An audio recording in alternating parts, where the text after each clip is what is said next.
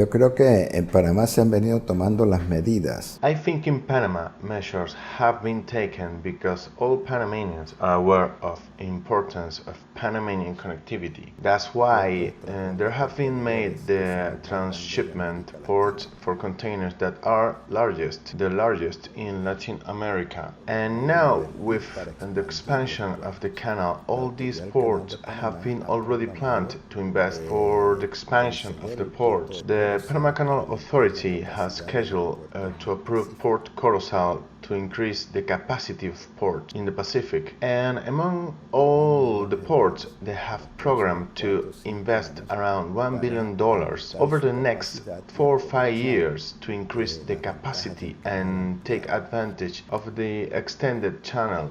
That is an example. Now with the expansion of the canal, the US liquefied gas begin to pass through the canal to go to Japan and other countries in Asia. Then it is already planned to build a couple of liquefied gas plants in the Atlantic that could take advantage of that traffic of liquefied gas. All of this regarding Panama Canal. Another important piece of Panama connectivity is the international airport and the amazing work that the airline Copa has made to unite all Latin American and the European and US lines that are also coming to Panama. Last year, traffic at Tocumen was close to 11.5 million.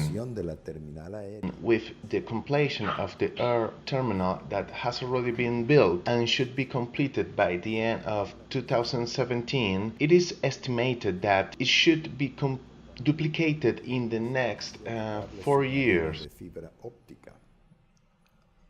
Through Panama, as I said, 7 optical fiber submarine communication cable pass and allows a high volume of voice data traffic pass through Panama, which is the country in Latin America that has the most submarine cable connection. And there are already companies in the city of knowledge, in the free zone, even in Panama Pacific, that begin to exploit that telecommunication connectivity through submarine cables.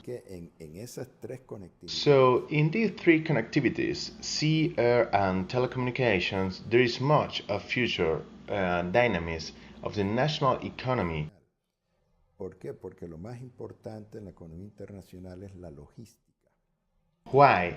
Because the most important aspect of the international economy is logistics, which is transport of the products from their origin to their final destination, and logistics is an important factor for Panama development. And much of the dynamism that we'll see in the next 10 years is the logistics de esas 3 formas de transporte of 3 means of transport developed in Panama and exploited in the free zone, exploited in the services that are sold on ships, exploited at ports, exploited at the airport, exploited on our banking center, exploited in the city of knowledge, exploit because the atmosphere of living in Panama is quite good.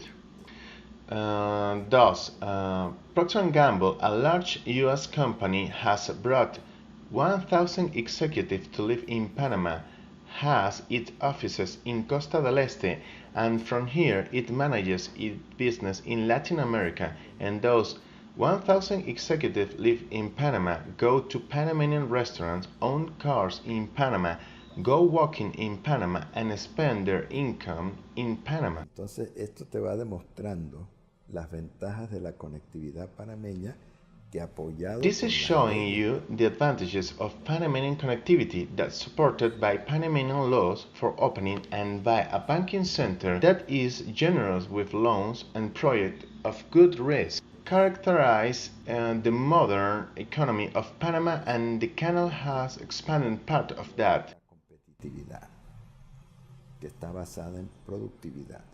La complementación de estas cosas. Why it happens? Because of competitive means, which is based on productivity. Completing these things will generate productivity, and competitive means. Panama has improved significantly in the ranking of competitive means. In the last 2 years, we have not diminished because we have become the 40th world most competitive, the second most competitive in Latin America, and the first most competitive in Central America.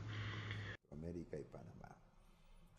Todavía somos el primero de Centroamérica y Panamá y el segundo de América Latina, pero ya no estamos en el ranking de 40, sino hemos vuelto al ranking de 50 en el mundo, de un total de 180 países. We are still the first in Central America and second in Latin America, but we are in the ranking of 40.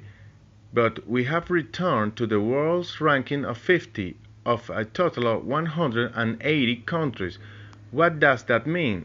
Not that Panama has diminished. What that means is that a group of countries accelerated their competitiveness rather than Panama. Then, in the race, we lost position that we can recover if we do the right thing. Panama is doing well on competitiveness of its infrastructure, its transport system, its banking center, its ability to innovate, for its foreign investment. In that, we are among the best in the world. What we are doing wrong? We are doing wrong on the issue of corruption, on the issue of an independent judicial system, improving education, quality of education, participation of women in national life. So there are a number of clear indicators, and to further improve competitiveness, of course, we must concentrate efforts on improving these things, in which we are a little weak to continue improving among all countries. El principal tema para los panameños en los próximos 7 años es la capacitación de los panameños. Well, I think the main issue for Panamanians in the next 7 years is training of Panamanians, high quality education. Why? Because all these opportunities are opened, the demand for skilled people today is greater than the supply of skilled people, and foreigners who arrive in Panama meet that demand. So our task is clear. We just have to emphasize, improve the quality of education, the relevance of education, coverage of education to bring the Panamanian human resources alongside the opportunities of the country, so that we Panamanians who take advantage of those good opportunities that the country has, contributing to its development and benefiting from it. For example, in the coming years, it is estimated that some 35,000 Panamanians trained in logistics will be needed, because all of what I have just explained. Then, focusing education on that direction, on improving the quality of education as a whole, is, in my opinion, the priority several governments of Panama should have, because that's not a matter of 3 or 4 years, it's a matter of 10 years, and we must maintain a consistent policy to gain it.